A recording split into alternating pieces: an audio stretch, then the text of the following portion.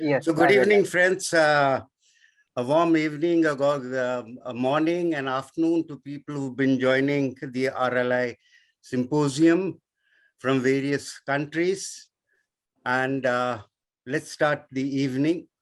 May I request Rotary Leadership Institute, South Asia's chair, past district governor, past RI director, Kamal Singhvi, to start with the welcome address. Thank you, Vindra Saab. Thank you so much. Let me wish each one of you a happy new year. I hope the forthcoming year brings a lot of joy, peace, and prosperity to all. We've been through tumultuous time, but I think sky is turning blue now, and each one of us is now going on a path of trajectory of prosperity. Happy Makar Sankranti and the different formats of Makar Sankranti all over the country, different formats. A happy Makar Sankranti to each one of you. Today, we are extremely fortunate. I have one of the greatest leaders Rotary International has ever produced is in the form of past director, past trustee Mario.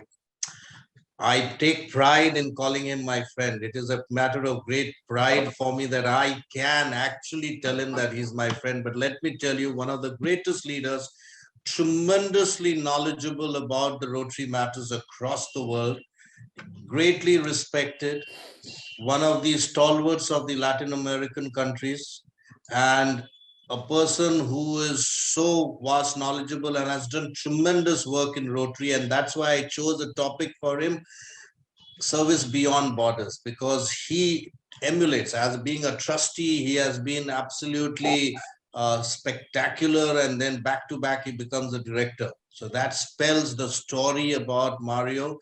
Mario, thank you very much for joining here. And this is a group of trainers. These are all RLI trainers who go out onto the shop floor, train governors, train governor-elects, train presidents, train other Rotarians across on various aspects of Rotary, which you are well aware of. But this is a very enlightened crowd, which has a lot of force and matter, especially in my part of the country. And of course, we have some foreign guests. Moment they saw your name, many of the foreign guests also joined in to hear to you. Having said that, I won't come in between you and the learning experience, which all these trainers can get. So thank you once again, friend Mario, and Happy New Year to you and your family. And please do, the floor is all yours, Mario. Thank you, Kamalji. Every RLI Symposium, we start with a Rotary prayer. May I request past President Pradeep Lat to recite the Rotary prayer. Pradeep. Thank you all for convening together. I'd like to start the proceedings with our Rotary prayer. Thank you, Almighty, for the life in ease. Our causes are strong for the moments we seize. Provide wind to our breeze and heat to the freeze, providing peace to all, regularly fighting disease. Protect the environment and keep it green. Water for all, water is clean. Equality for all, for we save mothers and children. Disparity for none by growing local business team. Support literacy, support education. Every Rotarian's goal in every nation. Afraid of none, with determination in mind. Be humble and loving and gentle and kind. Ethos we shall follow, ethos we shall imbibe. No race, no religion, humanity is our tribe. I say it again, please hear me all. Rotary will be the spring to everyone's fall. Thank you so much. Thank you, Pradeep. May I request past District Governor Salim Raza to introduce today's chief guest and speaker, Mario Cesar Martins de Camargo. Yep. Over to Salim. Mario Cesar Martins de Camargo, 64, married to Dennis, son Andre, former owner of Graficia Bandeirantes' leading print operation in Brazil. Is now a consultant to the print sector in Brazil. Mario has been president of Brazilian Printing Association for a decade from 2001 to 11, vice president of Sao Paulo Industry Federation from 2004 to 2010. He served as director and president of Ebigraph Brazil for 8 years, president of Sindigraph Sao Paulo for 6 years, vice president of FICE for 11 years, and vice president for Conlatingraph. He has also been advisor for the Petrol Boys Group and serves on the board of Casa de Esperança, House of Hope, a project of children with disabilities sponsored by his Rotary Club since 1953. A Rotarian since 1980, Mario Cesar has served RI as RI President's representative, RI training leader, leaders seminar trainer, RI convention co-chair, and task force member.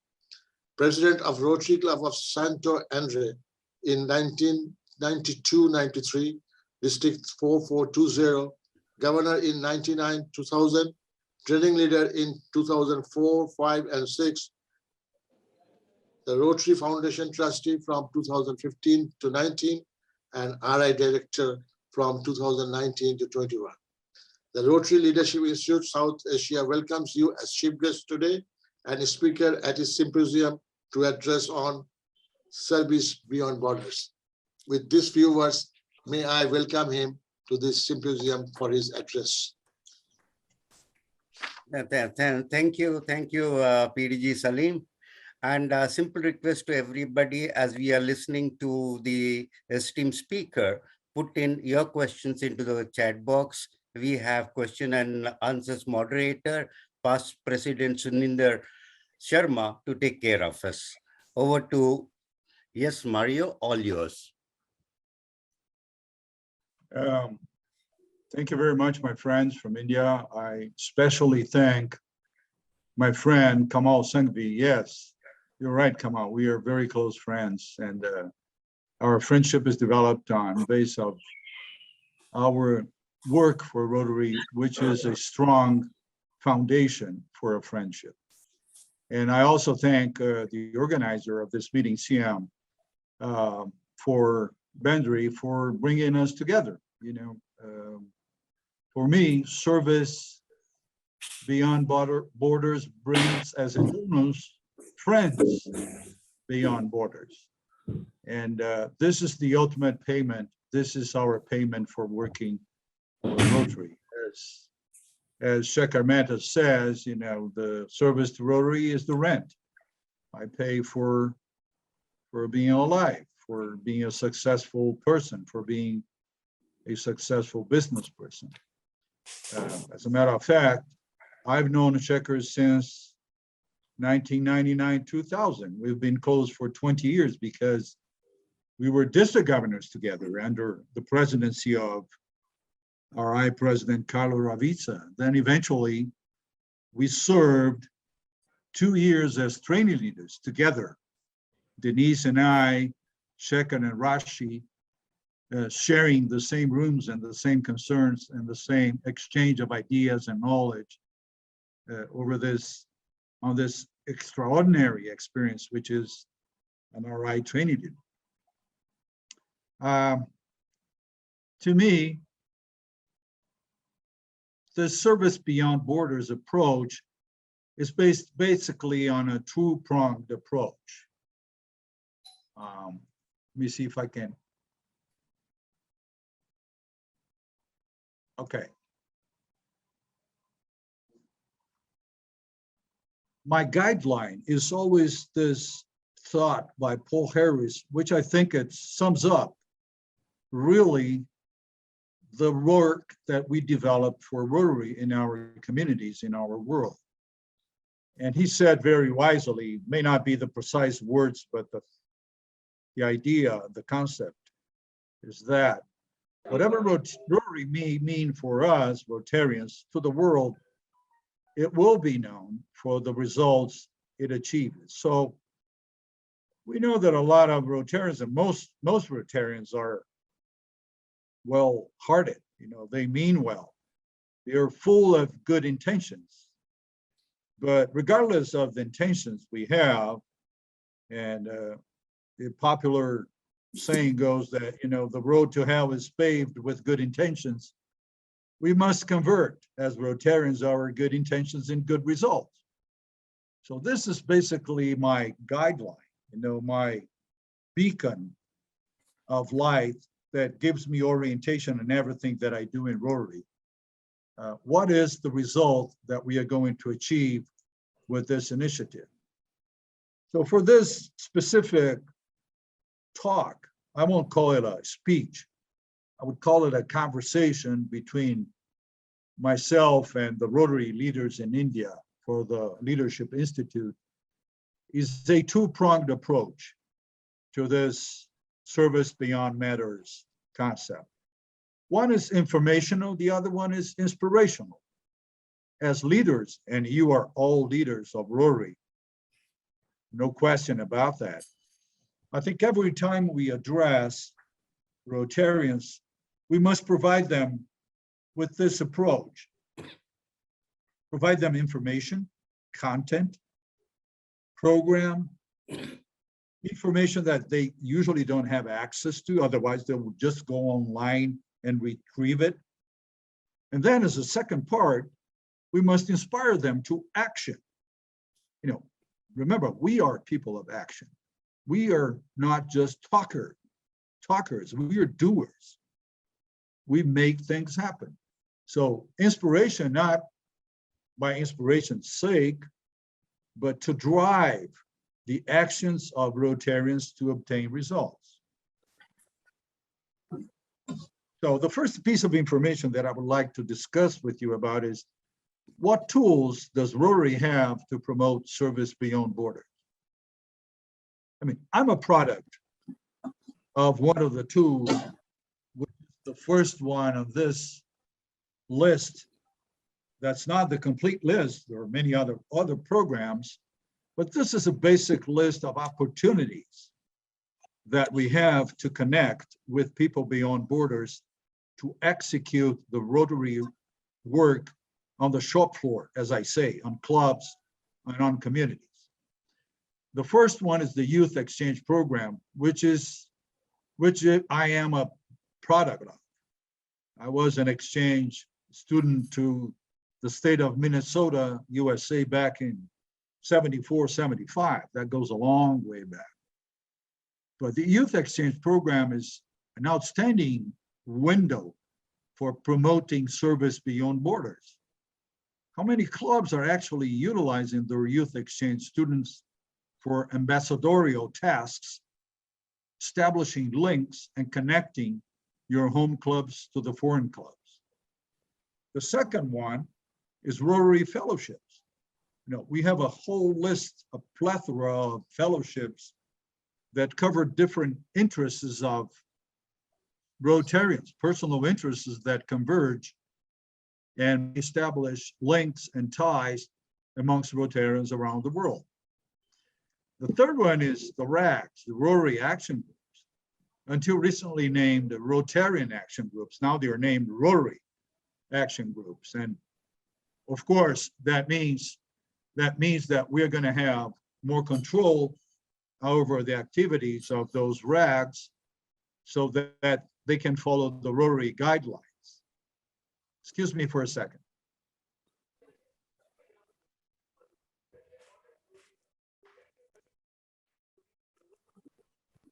The fourth group is the inter-country committees, a popular format, especially in Europe. Of course, with a smaller, a lot of countries in a small continent, not like in Brazil or India, which are a continent by itself. The inter-country committees serve as a very strong link between different cultures, different languages, opportunities to connect and develop grants amongst the different Rotary countries over in Europe. A fifth avenue of possibility to do service beyond borders is to do the New Generation Study Exchange. It's a program developed for youngsters between 19 and 30 years old, specifically targeted at the Rotary audience that we are now developing and joining with the Rotary World. As a matter of fact, the New Generation Study Exchange tries to replace the former group study exchange so successful in Rotary Foundation past and extinguished for reasons that are probably related to our changing Rotary policies. You know, Rotary likes to change policies even when they are not well explained. I've never quite understood why GSC program was extinct from the Rotary programs and the Rotary Foundation.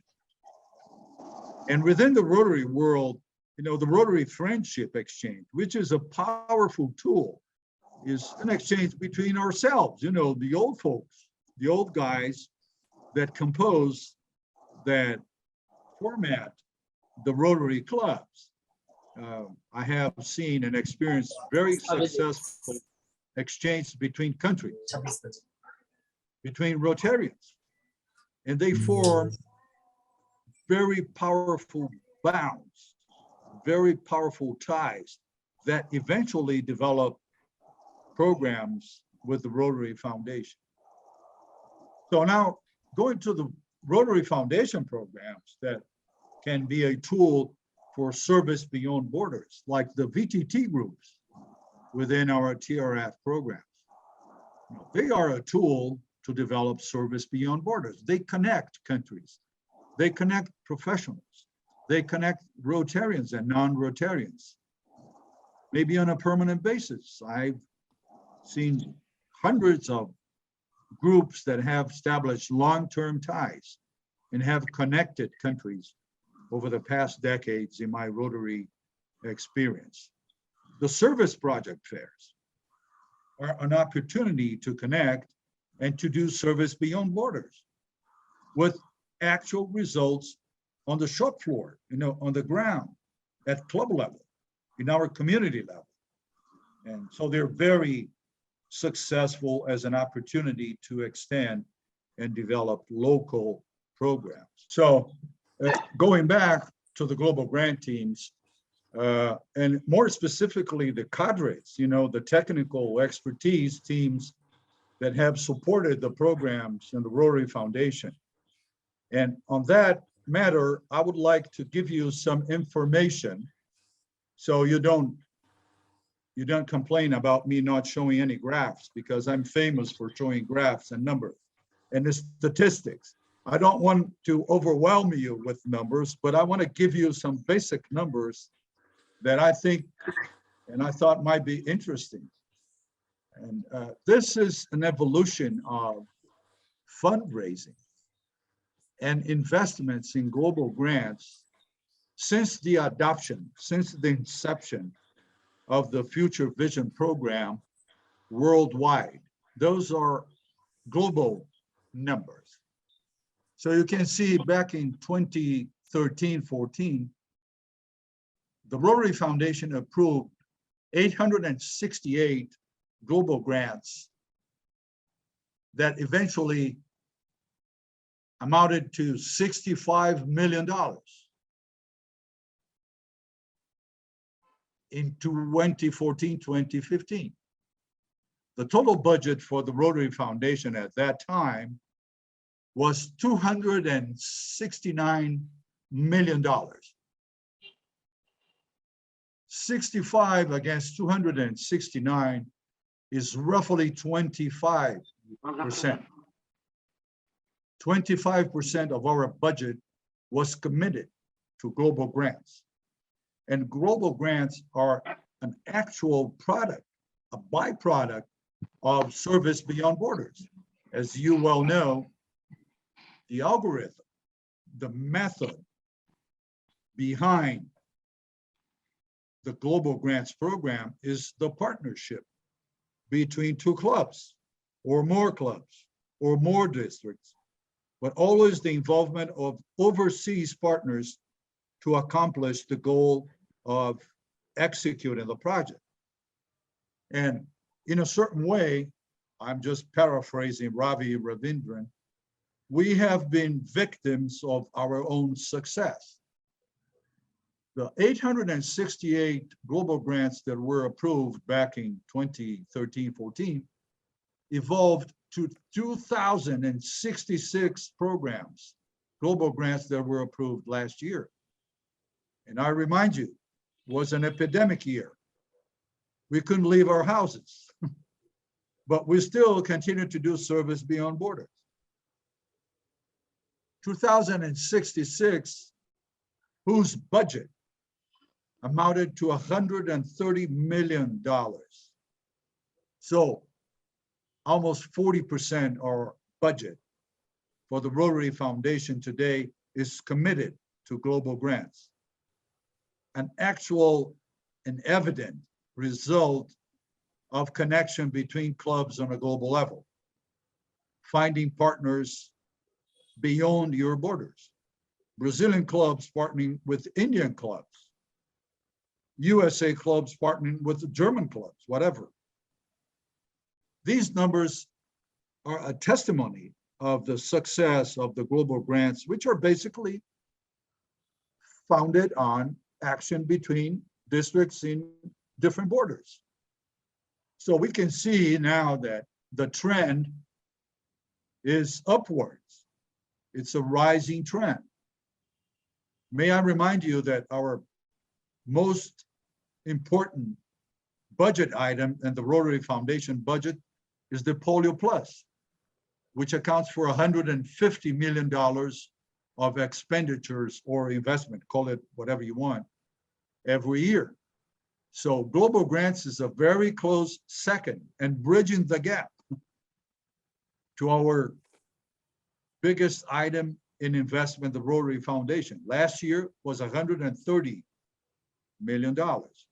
And I see that as an expression of the good results that the clubs are making to establish partnerships to benefit their local communities. And now specifically with India,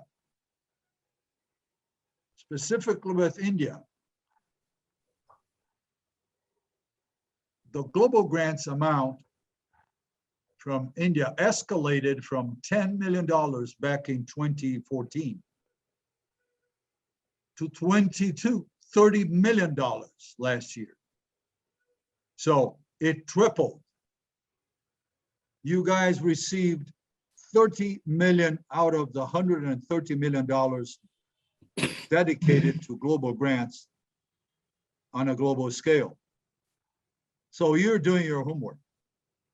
And at the same time, the blue column, which accounts for the total contributions, follows the same trend, upwards. You went from 105 global grant projects approved 9 years ago to 331 projects approved for India alone last year.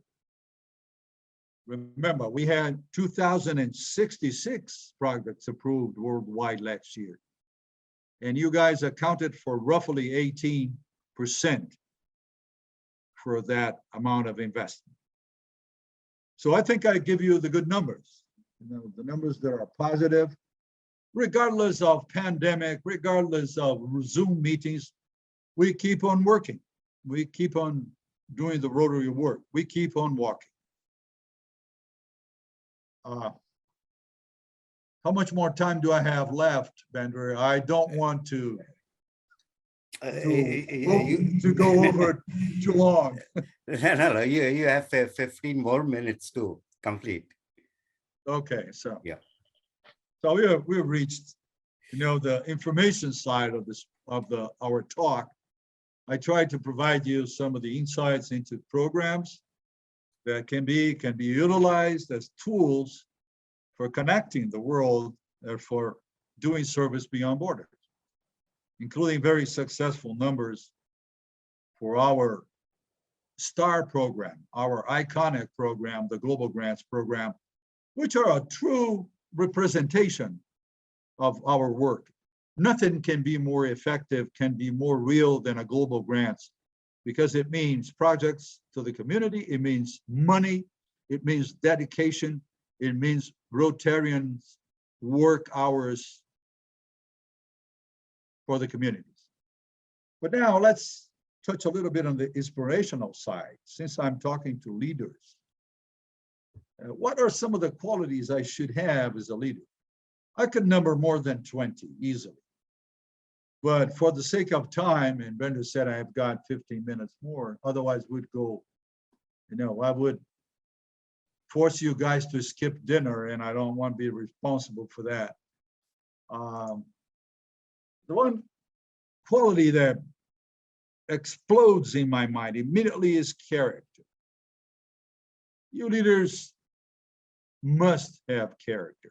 What is character translated into everyday work? Character is walk the talk. Do whatever you promise to do. Exceed expectations. Don't disappoint people who expect you to do things. We are now working, Shekhar and I are working towards an in-person conference, presidential conference in Brazil right now. You can imagine the amount of pressure that we are suffering from people who think that we are not being responsible. Although most of our population, as you well know, is over 60 and has been vaccinated 3 times in Brazil. But we have to do what we promised to do. Talent is a gift, but character is a choice. We choose to have character or not. And without character, we don't have everlasting success. We might have temporary success, punctual success, but not everlasting. Because character is the foundation of a good leader. At the same time, character establishes the limit of your leadership. You can never be bigger as a leader than your own character. Another characteristic of character is you search for your flaws. You look for connections, you look for partners. You know you're not alone. In Rotary, we understand that perfectly. You know, you're aware that you have to have friends, you have to have hands helping you with your task. You have to face the consequences that if they are negative. Apologize. During the last GETS training in Brazil, for the sake of trying to be funny, I made a joke that was not very well accepted. And some people gave me a poor feedback. The minute after I left the speech, they said, Mario, you were not very fortunate to have made that observation.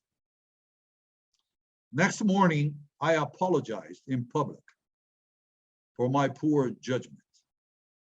I said, guys, I mistook you. I was trying to be funny, but I was not very fortunate in my joke, so I apologize. To sum up what character is you have to be bigger inside than outside. Reminds me of the story of the little girl and the cotton candy. The dad asked, honey, don't you think that cotton candy is too big for you? She said, don't worry, Dad, I'm bigger inside.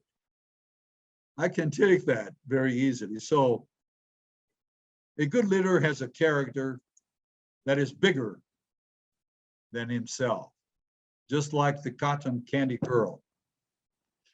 The second characteristic of a good leader, the second quality, I would say it's charisma. And to illustrate what charisma means to me, I'll tell you a second story. A society lady in London, back in the early 20th century. The British Parliament had two outstanding leaders in opposing situations. William Gladstone and Benjamin Disraeli. And this London society lady had a chance to have dinner with them in different times. Eventually, one journalist asked this lady what she had thought, what were the impressions that she had had as a consequence of her meetings, of her dinners with them. And she said, William Gladstone made me think that he is the most brilliant mind in England. Benjamin Disraeli, on the other hand, made me think that I am the most brilliant mind in England. So charisma is making the other feel more important than you are. Is to see the good that comes from everyone and expect the best from everyone. See their good side, because the bad side will be exposed, will be shown to you. Especially today in social media, the bad side is always exposed.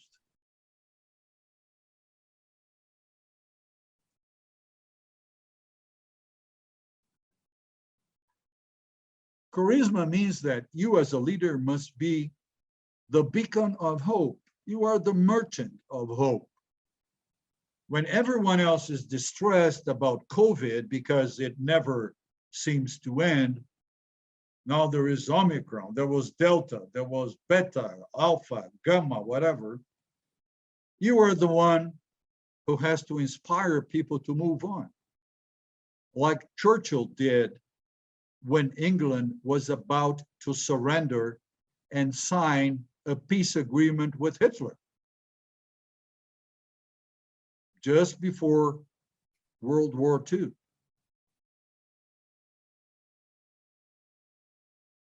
And Chamberlain was thrown out of the seat of prime minister and replaced by Churchill, Winston Churchill. And he said, no, we'll fight Germany. We'll prevail. We will offer blood, sweat, tears, and toil. We will overcome this obstacle. You as leaders have to behave like Churchill. You are the merchants of hope. You don't have to join the mainstream that wants to surrender. Charisma is to share yourself and deliver knowledge, sharing knowledge with everyone else. You may be the most brilliant guy in the room, but it means nothing if you don't illuminate others. It means nothing if you don't donate yourself to others. As a matter of fact, our Rotary logo, most important one, I think Rotary could be summed up in one thought: service above self. This is one theme that we never change, and we never will. What are some of the charisma blockers that stop you from being charismatic as a leader? Pride, arrogance, fear, perfectionism. Leaders are known for not being perfect. They acknowledge they cannot be perfect. And they do the best they can with whatever they have in their hands. Leaders are not skeptical, never. They believe in what they're doing and move on and move forward.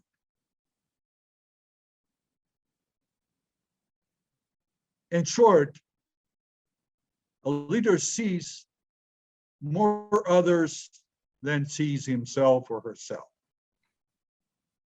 This hostess in Washington in the early 20th century probably summarizes what, a good leader with charisma should always think about.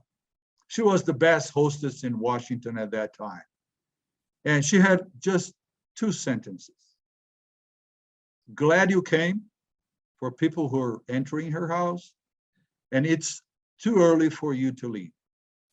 She was considered the best hostess in Washington for decades.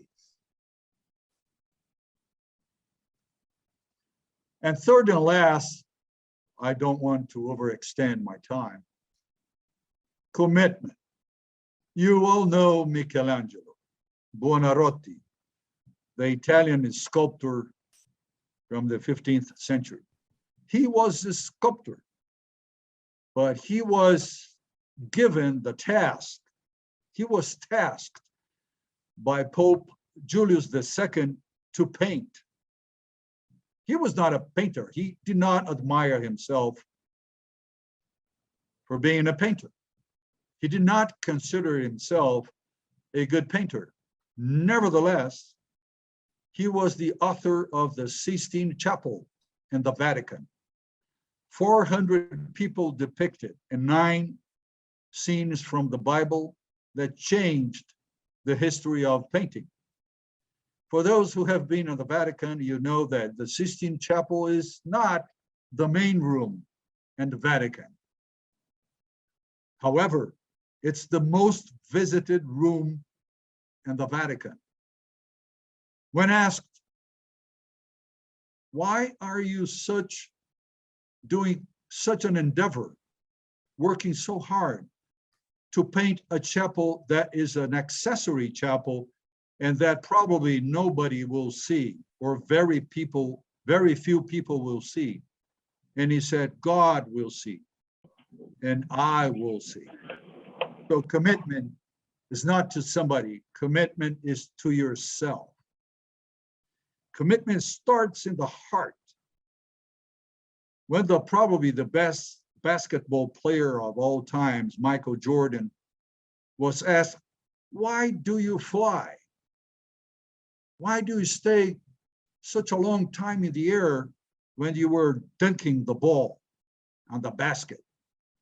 He said, because my heart leads me there. My heart separates the good from the greatest. It's not that I'm the tallest. I don't jump the highest, probably. I'm not the best fit athlete in the business. But what differentiates me from the rest is that my heart hoists me up when I jump for the ball.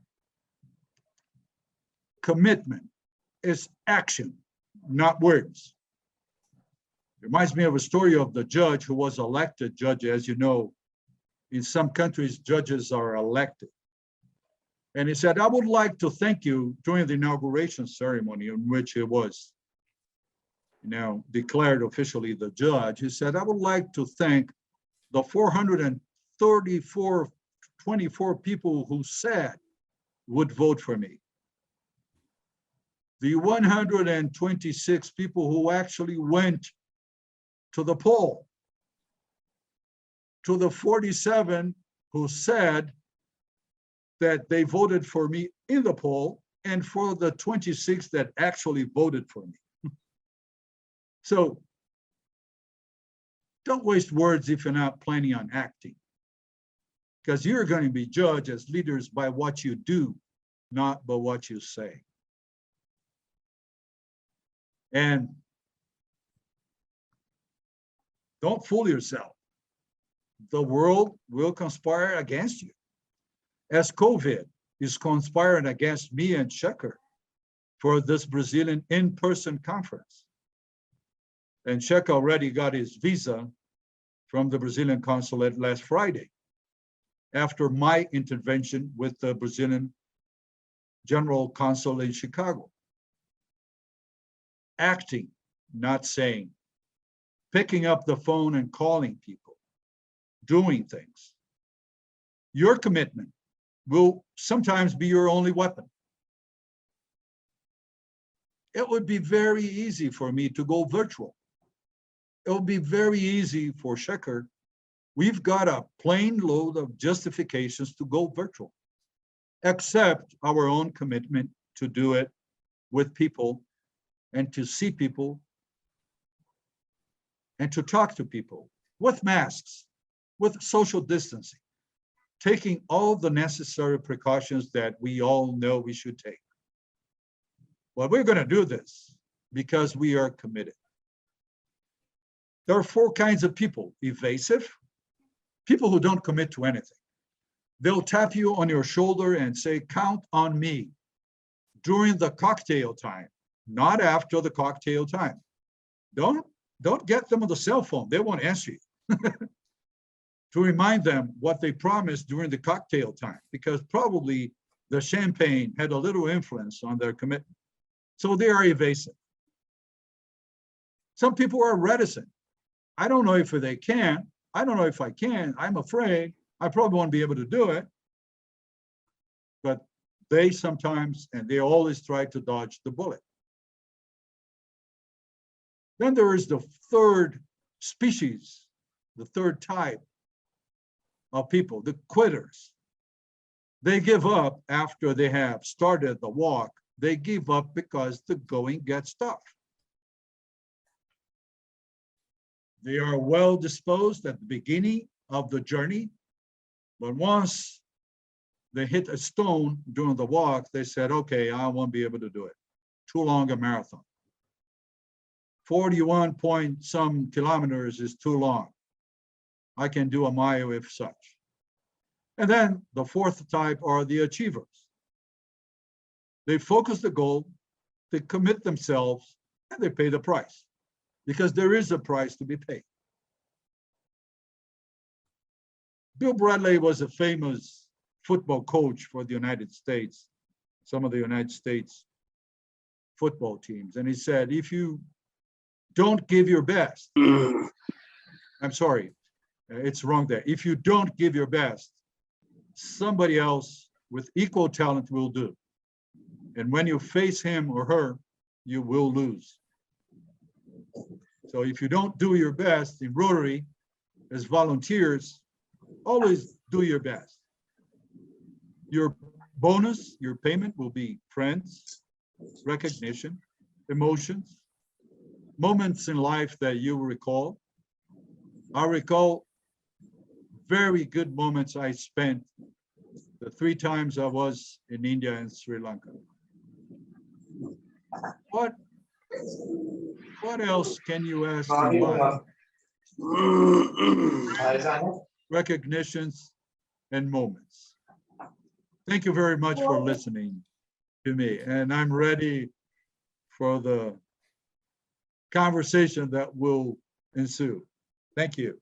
Thank you very much. As you said, it's more of a dialogue we're going to have, because there are certain questions which Sudhinder and me have picked it up.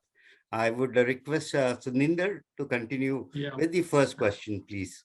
A very good evening, Mario, and that was just such an enjoyable deliberation that you offered, that I wanted it to last a few minutes more. Of course, Bendre is a very tough taskmaster, so he won't allow any minute extra. But the audience would have loved more of your thoughts. Especially, I was really attracted to one of your statements that the principle of Rotary, that is service above self, that we have, that is not going to change. That is the eternal truth, or that is the eternal statement that Rotary carries, that we carry here in our heart. Of course, yes. But do you think that with the changing dynamics of the world, with the changing dynamics of Rotary, the way people are changing, the way the needs are changing, the way the economics is changing, would it remain eternal, or do we need to value add something more to the famous statement of service above self? Do we need to do it? Do we need to be, more oriented towards the changing dynamics of the world, or Rotary would be aloof from the changing dynamics? What do you think, Mario? Thanks, Sharma. It was Paul Harris who said that, to be relevant or continue to be relevant, Rotary should reflect, should mirror the times that we are living. And it is a constant concern from the board that we accompany, that we follow the changing dynamics of time. Our communities today are not the same as they were when Rotary was started back in 1905. The economics, as you said, very adequately, very appropriately, are not the same. Some businesses have gone extinct. Some behaviors in this society that were acceptable 50 or 60 years ago are no longer acceptable. Some discriminations that were tolerated. Now, when we joined Rotary, I joined Rotary back in 1980. That was not evident, but a very slight discrimination against some races or some genders. Rotary didn't allow women at that time, 1980. So we have to be able to be relevant and reflect the changing times. We have to change accordingly. I don't think that we have to change some of our mottos, some of our themes, some of our inspirations. Remember, love your neighbor dates back to 2000 years ago. It's still relevant. It still means something. It's still important in a society when people want to move forward and progress. So what I think that Rotary should not change is some of our inspirational content, like service above self, which is applicable in any culture, in the Christian culture, in the Buddhist culture, Hinduism, whatever culture, indigenous culture. You always have to help somebody else. We are basically, human beings are basically a collective being. We cannot be ourselves without the others. And this will not change, Sharma. This will be gone and move on in the next 2 or 3 or 4,000 years, I think, as long as we remain humans. Technology will help us. Knowledge will enlighten us, without a doubt. But I think some of our core values will and must remain the same. Absolutely, such a wonderful explanation of being relevant. Of course, we are all known by the deeds of our deeds, and we are all known by what we do for the society, for the community, and that is not going to change as such. The methods may change, the approach may change. Yes, you are very right, sir.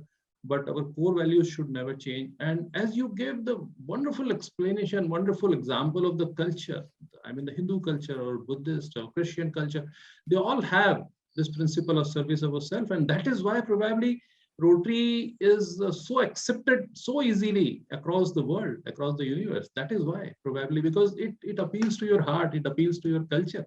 And that's really wonderful, sir. That's really wonderful. Now, I got another question from a lady, Nirmala Raghavan. And Nirmala Raghavan would like to ask, is there a protocol to be part of Rotary Action Group? What should we do? Oh, one of the tools you can use is the Rotary site. You just apply to be a part of the RAG. As a matter of fact, RAG needs you. If you are an expert, like if you are a doctor, there are more than 10 RAGs that are concerned about health prevention and detection and treatment issues. For malaria, for instance, there's specific RAG. For hepatitis, there is a RAG very active. For AIDS, for cancer, for a lot of medical issues. There is a big group that is helping me really strongly to format this conference in Brazil with the WASH RAG. The WASH RAG is basically made up of engineers and doctors who are concerned with environmental and water-related issues. For instance, pollution. For instance, environment. For instance, diseases that come from bad water, from polluted water. So if you are an asset and your knowledge is an asset for Rotary, apply on Rotary site, or I can give you connections for whatever RAG group you want to join. Believe me, we need this kind of expertise. And most recently, when I was a trustee back in 2015-19, we started talking about incorporating RAG knowledge along with cadre to our team of global grants experts. Because if you're doing a global grant targeted at, for instance, latrine in schools, which is a very strong program in India, I know that. Wouldn't you like to have an engineer give an opinion of that? Wouldn't you like to have a doctor with expertise in, diseases that are socially communicated or they're socially common? Wouldn't you like to have that expertise join in the RAG? Sure. We need different visions, different expertise from different people. So the global grants are starting to utilize the RAG knowledge. There is a bonus. I remember when we were judging projects, if a specific project adds a RAG to their team, it's a bonus when you're judging global grants of scale, or even the usual global grants of a certain amount of money.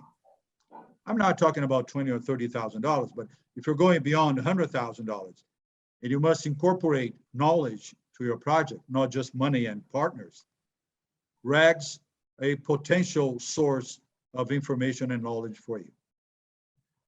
Absolutely, sir. And this brings me to another question, sir. It's a kind of a supplementary question.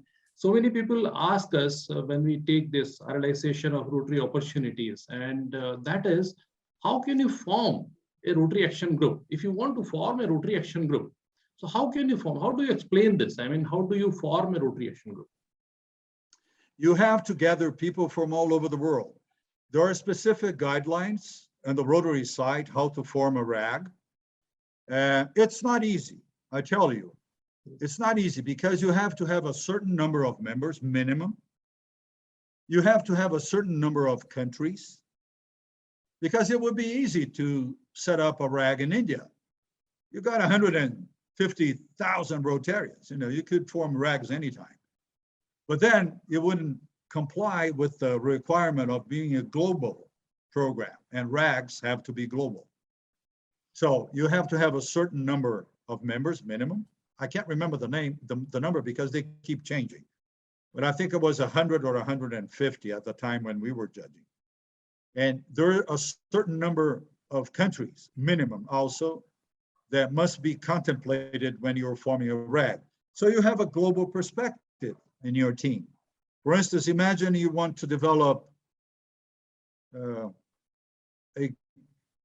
team on COVID. Well, COVID will be soon extinct, will become endemic. But let's imagine that would be there forever. And you want to form a COVID team within Rotary as a RAG, Rotary Action Group. Not the case. Like I said, it will become endemic in a short while, hopefully. But if it were to extend and become a permanent project, you could form a RAG on that, because it's one of the areas of focus of the Rotary Foundation, basically, which is medical, health treatment, disease prevention. But you would have to have a certain number of people from your home country and from overseas to form a RAG. It's not easy because, you have to contemplate 20 or 30 countries to form a RAG, but it's doable. And the Board of Trustees always approves a new RAG for every single trustee meeting. There's always a new RAG being formed and approved. So it is difficult, but not impossible. For a leader like yourself, certainly not impossible. Wonderful, sir. And it's all about the internationality of Rotary. That is our USP. That has been our USP, the internationality of Rotary. And you summed it up in such a wonderful phrase, that is global perspective. I mean, if we all have a global perspective, then of course we would be having, different approaches to solve a particular problem or to design a particular project. In fact, if it is a GG, it's a global grant project or not, we would have global perception available. And that global perspective is very important when we talk of even local solutions. So that global perspective can help us in a number of ways, and RAGs have been very helpful to many countries. Especially WashRAG has been very helpful in providing water and sanitation consultancy, in fact, to various countries. I know that. That's really wonderful. We have in the audience, Shyama Shri Sen here, and she says that they formed RAG MHH. If you allow me, can I ask her? Can I ask her what that was? Suninder, I Yes. think I have another question, from one of the Rotarian. Okay. They would like to, then we will get back to Shamsri. Sure. Okay. The question is not a question, rather it's a more information required on inter-country community. Could you just Yes. explain or share the information on how one could go about with inter-country community? It's wonderful. Very well, thank you. Inter-country committees are basically an European institution. And we are trying to, I'm helping the Europeans to go beyond borders with the inter-country committees and going intercontinent committees. Because, Rotary is not an European initiative, it's a global initiative. So every good initiative that renders a good result should be replicated elsewhere, everywhere. And I got a request from the inter-country committee in Europe. I think that comprises Portugal, Spain, Italy, and France. It's a Latin committee, inter-country committee, Latin languages. And they asked me, what can you do to help us extend this to Brazil? I said, easy. Let's do a Zoom meeting and let's introduce the concept of inter-country committees. Because inter-country committees, they basically connect the world, the Rotary world, with a tool. Now, you are obliged or you are invited to attend meetings. As a consequence of people getting together in Rotary, always a new idea develops. We Rotarians are insatiable in developing new ideas as we meet. As we drink, as we eat, there's always somebody in the crowd, in the team, that comes up with an excellent idea that eventually unfolds into a good program. Some of the good ideas that I have followed in Rotary were born out of one person asking the other, why not? And then, as we share the same, quotes, religion, the Rotary religion, we all go on board. We all engage. We all get together and start developing. So an inter-country committee is a committee that can be established and extended. There's also, some rules, some norms that are displayed on the Rotary site to form an inter-country committee. A certain number of members, again, a certain number of countries, but what used to be an almost exclusively European institution at Rotary is now going overseas. Now we are establishing a bridge between Portugal and Spain with Latin America, because we are either from Portuguese or from Spanish descent. Brazil speaks Portuguese, the rest of the continent speaks Spanish. So we have a common language that binds us. Why not try to develop, for instance, partnerships in global grants or exchange programs between those countries, or friendship, Rotary friendship programs, right? When we send Rotarians from one country to the other that are hosted by local Rotarians. For instance, You could establish an inter-country committee that will soon develop into a fellowship committee between Brazil and India, where some Brazilians would visit Rotarians in India and be hosted by the Rotarians in India, and the other way around. Have Rotarians from India travel to Brazil and be hosted by local Rotarians in Brazil. So there is an avenue of opportunities that start, with inter-country committees. And once again, the norms, the regulations are displaying at the Rotary site. It's, again, not easy, but it's done. And the link that we established between Portugal and Brazil and Spain and the Spanish-speaking countries, because I was the director of South America, so I could do that. And, we established the relationship immediately. And you know what? Those guys are part of our Zap groups, WhatsApp groups now that are bilingual. So they keep track of our programs that are being developed in Latin America and vice versa. And I think a lot of good things will come out as a consequence of that connection. Thank you. Thank you. Yeah. Wonderful. Could we ask past district governor Shamshri? Yes. Are you there? Would you like to share your experience? Yes, sir. It was a very interesting thing that happened. I suddenly got invited by a lady called Rotarian Sharmila Namrajan from UK. She's a Rotarian now. Right now, she's a president of her club. But at that point of time, she was not even a president, but she was very inspired by the menstrual health and hygiene part of things. And she wanted to form a RAG, a Rotary Action Group. And she was connecting up with people from all across the world. I connected her with a lot of Indian people, ladies. And initially, there was a lot of resistance because it was said that this is a part of the water and sanitation thing and hygiene. So then we literally had talks with various directors, especially the lady directors, and we explained to them that men don't really understand much about menstrual hygiene. And finally, after a lot of persuasion and after the fact that it really went global, we have more than 400 people now, ladies and gentlemen. There's Anjana over here. She's also part of this RAG. And we were ultimately given the status of a Rotary Action Group. I think it was very exciting, a journey.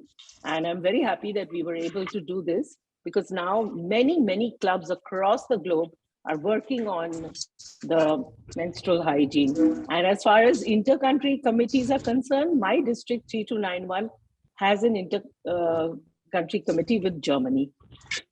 Wow. Wonderful, wonderful, Shamashi, and Thank your you. leadership. Yes, your leadership translated your enthusiasm into a Rotary Action Group. That's really wonderful. And no, wonderful I was just one of them. I was just one of them. There were so many of them. But My so job many was, of them. Yes, yes. My job was Including being- one of the other participant here, Anjana. Anjana Matra was also, I mean, she informed yes, me just now. she was very much a part Anjana of it. Mehta. That's why Yes. I mentioned her. That's why I Yes. mentioned her. And because Vidvi Honkala was my trainer, so I used a little bit of influence on her when she came to speak to us. We used to have speakers every month, at least one or two Yeah. speakers from the senior most rank of Rotary. And we would keep on trying to, we even spoke to the then RI president and everyone. And we kept on insisting that this is very, very important. And believe you me, it has been literally a revolution. I see every single club which has more ladies, they are doing this project and it's doing a lot of good. Wonderful. Yeah, And yeah. that Thank you. is how, thank you very much, Shamashi. That is how. You're I welcome. think Suninder, we have Yes. past President Prakash Saraswat, Yes. quite recently with the RI director Katrina, intercountry he has formed. Okay, so Prakash, would you like to share some thoughts on it? Yeah. Good evening. PDG Dr. Johnson is the secretary of the intercountry committee with Greece, and PDG Deepak Talwar has been, I think, is the in charge for all the intercountry committees in India. So we first had the one with Greece, and we did not have too much interaction. Then I'm also on a second committee, which is India and Portugal. We had our club in particular is tied up with Rotary Club of Porto, which is the oldest club in Portugal. Vasco da Gama being the name, they just picked up our club. It is not something which we had to do.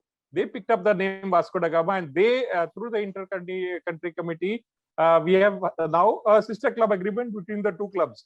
So yeah, this is like all the clubs, all the as Mario said, Portuguese speaking, Latin American countries speaking. So even Goa becomes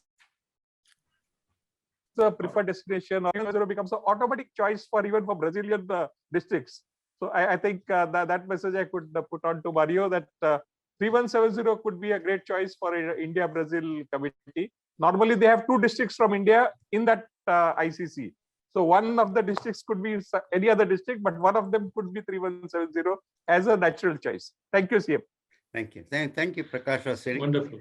Yeah, Suninder, any other questions you have with you? Yeah, I have another question. Yes, because we were talking of information so far. And can we talk about a bit of inspiration? Yes, we know that what number of traits that were discussed by Mario as the traits that good leaders should possess. And one of the biggest quality of the leader that I find is vision. So why vision is so important in Rotary? Why is it so important?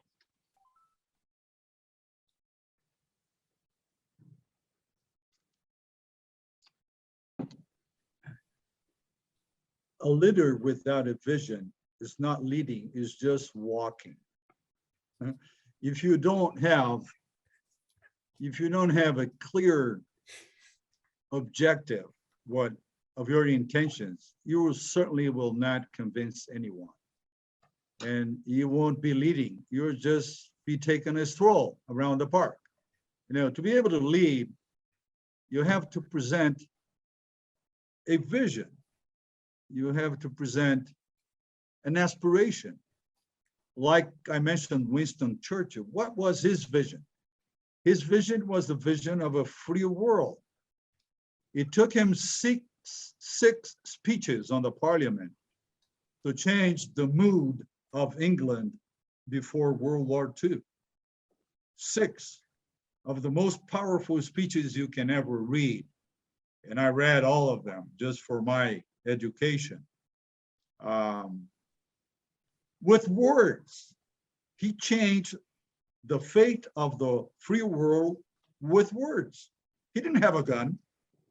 All he had was a glass of whiskey and a cigar because he was a heavy smoker and drinker. But he didn't have a gun. All he had was his talent and his vision. He had the ability, the skill to make people believe that they could do better. He had the ability to extract the best from everyone, not from him, from himself. The leader has got to instill his ideas and his visions in other people and make them think that it's their own idea. That's the trick of it. Because if it's only the leader's idea, once again, he will be only strolling around the park. If people don't engage and don't acquire that vision, they won't follow you. So yes, vision is extremely important. Sharma, there are probably 10 or 15 more qualities that we could speak about, but that would be a 2-day seminar by itself. For that, Mario, we'll have to invite you again. Okay, so Yes. we will block you after 3 or 4 months again down the line. Yes, Sunindra. Yeah, Sunindra. Yeah, in fact, that is a wonderful definition of vision. That is a wonderful application of vision. We often call that leaders should have vision, but how to apply that? Why do we need vision that needs to be understood? And the best part is, the acceptability of your vision is when you make them feel, yes, very rightly said, Mario, that it is their vision, in fact. So give the credit and give the ownership of the vision to to your team. And that's a wonderful thought that I came across in your discussion today. That's a wonderful thought. Thank you very much for that. Another thing that I wanted to ask, again, the change, the dynamism, of course. Do you foresee a particular change or a change at the micro level or macro level for our grants? Because the grants have been occupying about 40% of the total outlay of Rotary Foundation, as you said, and that's a big information for us. So do you foresee any kind of change or any kind of micro level or macro level change in our contributions recognition and our global grants? Do you foresee any change? Yes, Sharma, I think that we will have to change. A minor step towards change was reducing the amount of the investment originated from the Rotary Foundation to equalize the contributions made by the clubs, by the participating partners. It used to be 100%, now it's 80%. If the pressure on the World Fund continues, and like I said, quoting Ravi Ravinder, we are the victims of our own success. The clubs have assimilated, have learned, they have developed good programs. There's no way we can negate, we can deny the approval. So because they are complying with the norms, they're fully acceptable programs. So on the financial side, there will probably happen some review on that share of the Rotary Foundation in future global grants. The other alternative, the other solution would be the ideal solution, but it will put a lot of pressure on our fundraising. We have to raise more funds. As simple as that. In a balance statement, balance sheet, if your revenues are not good enough, you have to reduce your expenses or your outlays or your whatever, the amount of money that you are dispensing, that you are investing. The other solution would be a much better solution, a much more business-like solution would be to increase our revenues. So I think the Board of Trustees will have to focus in the near future on raising our revenues. And by raising our revenues, I think, and I expressed that opinion myself during my years as a trustee, I think we rely too much on Rotary pockets. Our biggest asset is not the Rotarians' pockets. Our biggest asset is our credibility. Do you think that Bill Gates is a good guy because he invests money in the Rotary Foundation? No, he's investing wisely because we are accountable. He is generous, but we are accountable for his generosity. We don't waste money. We don't swindle money away. We are accountable for every single penny that he writes on that $100 million check every year. So he's not only a Mr. Nice Guy. He's a wise investor. Why don't we develop other Bill Gateses with so much fortune being accumulated by billionaires on a daily basis all over the world? In my humble opinion, TRF is one of the best options for investment. I was part of the IPPC, the International Polio Plus Committee. And before the IPPC show up every year, the four major executives of our partners, meaning the WHO, the UNICEF, the Bill Gates Foundation, and the CDC from Atlanta. And now more recently, the Gavi, the General Alliance for Vaccines. They do a report because they spend our money. So they have to do a report on how that money was spent. And there was this lady that was then the CEO of Bill Gates Foundation. She was a lady executive, I remember very well. I can't remember her name, but she was a lady. And I asked her, Madam, why do you invest $100 million in the Rotary Foundation on the Polio Plus investment fund and not elsewhere. You know, the Bill Gates Fund is worth $43 billion. Our Rotary Foundation has $1.3 billion. And we are striving to reach $2 billion. It will take us some time to reach that amount of money because we are depending only on Rotarians' pockets. She said, yeah, we have 30 plus fold what you guys have in money, but I don't have 1.2 volunteers working for nothing. Your biggest sadness is your membership.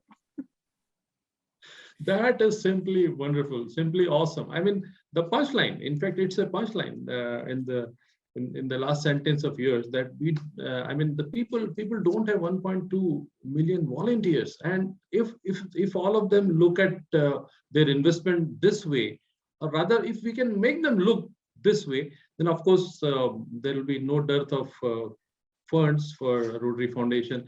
Definitely, yes, because that is the change in approach that you need to do. That is really wonderful approach that we do have. And of course, Mario, you are very right when you say that your membership becomes crucial for this. In fact, because if your membership is your strength, then you need to grow your membership also. And another way that we have increased or rather enhanced our strength is by involving Rotaractors at a much higher level now. So my dear friend Prakash asks you that how easy or how difficult it will be for the Rotaractors to utilize global grants next year, as they are eligible for the global grants next year. Yeah, that's almost a personal question because I was an advocate for Rotaractors, to receive funds from the Rotary Foundation. I was the trustee liaison to the Rotaract committee when I challenged them to put forth that amendment, that suggestion to the Board of Trustees, and I upheld. I stood up for that amendment or for that proposal before the Board of Trustees, and eventually became successful. Not as a trustee, but we planted a seed that eventually grew and developed and became a reality. I think it's going to be very tough. I have no illusions because Rotaractors are not formatted as a club as well as the Rotary clubs. In some parts of the world, my country including, you have to have a formality to receive funds. The Rotary Foundation will not dispense money to someone or some club who is not legally responsible for the good use of that money. I can assure you that. So you must have a bank account. You must have some form of legal institution for them. As a Rotaract club, you've got to have your statutes or your bylaws registered. For instance, in Brazil, the clubs have to register to receive a bank account. I don't know how it is in India, but that's how it happens down here. We have to have like the social security number, but related to businesses. Every person in Brazil has a social security number as elsewhere, but legal entities like businesses also have a social security number because you have to report to the IRS, to the income service. If you have profits, you have to pay a certain amount of your profits as tax on profits. So those Rotaractors will have, and Rotaracts will have to constitute a legal club according to the local laws to receive the money from the Rotary Foundation. And that's a big obstacle. Last time I checked, only 5% of the clubs in Brazil comply with that requirement. And I think that extrapolates to, on a global scale. I mean, our Rotaract clubs in India well formatted according to the legal provisions to receive money, to receive legal funds in India? I would guess it's a very low percentage. So it will take a while for them to realize that the good news is there, but there are responsibilities there are responsibilities coming with that good news. And Rotary won't budge. We won't budge. We won't say, okay, those rules do not apply to Rotary, because we are talking about your money. And the Rotary Foundation, when it deals with Rotarians' money, the Rotary Foundation is very severe and very stern and very compliant with the rules of different countries. So it won't be easy, I tell you. Absolutely. But they Absolutely. have to be willing to learn if they want to receive the money. That's Yes. the other part. And Yeah, that probably would be the wonderful, value addition to Rotractors and Rotract clubs if they come up with good standing legally also. And you stressed on a wonderful point that legally compliant clubs have to be there. Not only Rotractors, but in fact our Rotary clubs as well. Yes, definitely they need to be. And that brings us to a wonderful point that we need to handhold Rotract clubs for that. And we need to train them for that. And that is where the information part of your deliberation come in, and inspiration, of course, they get from Rotarians number. So it was a wonderful question from Prakash, for which a wonderful answer we got. Yeah, And Suninder, yes. Suninder, just a second. We have Rotary Leadership Institute's Vice Chair, Knut Johnson, joining us, and he's been silently listening. Knut? Hello, yeah, hello. How are you? Yeah, I'm good. Hello. We are waiting. Would you like to say a few words I just on the deliberations? thank you. I just take this opportunity to extend my wishes to Mario and our good friends in Brazil and Pelage, and there's a lot of them good people down there. And also to say thank you for sharing your some of your experience and your knowledge, and for all the work, my gosh, you've done for many years with Rotary. And I tell you what, I learned a lot today, and I joined a Rotary a year after you did. So I'm learning as I go along as well. But anyway, greetings to everyone. I hope the new year, your good wishes of health and happiness have already started, and look forward to these opportunities thanks to CM on a regular basis, and my best to all. Thank you. Thank you, Knut, for your nice words. Thank you, my friend. Thank you. Yeah, Binodda, would you like to say a few words before we move to the next and the last session of this symposium? The next session. Let's carry on. Okay. So Mario, in the symposium, would you like to make any closing remarks before we move to the vote of thanks? Yes, I would like to thank you very much from the bottom of my heart for this invitation. I feel very honored to speak to one of the leading countries in Rotary, the most successful country in Rotary of the last years in our most important asset, which is membership.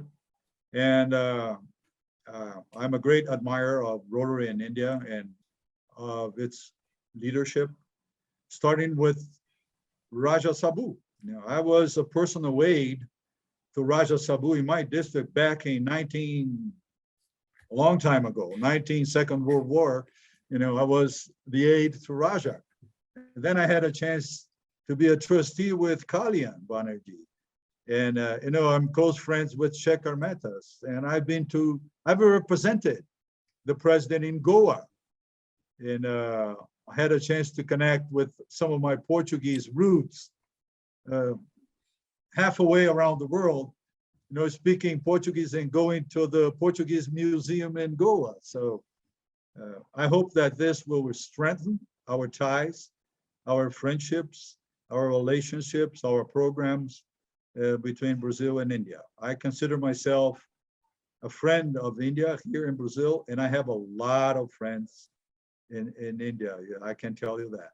And I hope I've conquered a little bit more today. That's my bonus. That's my paycheck. Thank you. It was a pleasure to have you with us.